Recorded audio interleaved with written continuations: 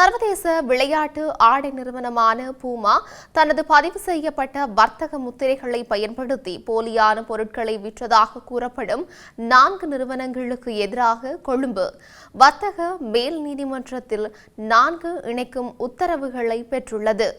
Daily FD நாளிதழ் செய்தியின்படி பூமா நிறுவனம் சஃபான்ஸ் உட்பட 3 தொடர்புடைய நிறுவனங்களுக்கு எதிராக இலங்கையில் புலமைச் சொத்து சட்டத்தின் கீழ் சுதத் பெரேரா அசோசியேட்ஸ் மூலம் சிவில் வழக்கை தாக்கல் செய்துள்ளது.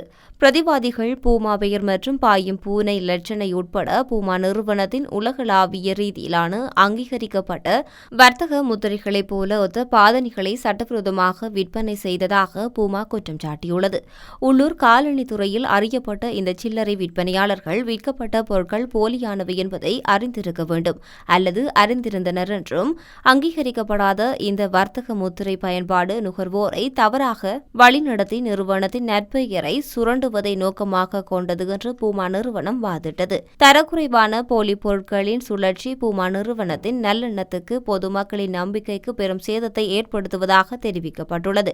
வழக்கை விசாரித்த நீதிபதிகளான அமலி ரணவீர மற்றும் சாமத் மதநாயக்க ஆகியோர் பிரதிவாதிகளும் அவர்கள் சார்பாக செயற்படும் தரப்பினரும் பூமா வர்த்தக முத்திரைகளுக்கு ஒரே மாதிரியாகவோ அல்லது குழப்பத்தை ஏற்படுத்தும் வகையிலோ ஒத்தவையாகவோ இருக்கும் எந்தவொரு வர்த்தக முத்திரைகள் கொண்ட பொருட்களையும் தயாரிக்கவோ இறக்குமதி செய்யவோ சந்தைப்படுத்தவோ விற்கவோ அல்லது விநியோகிக்கவோ கூடாது என்று இந்த உத்தரவை பிறப்பித்துள்ளனர்.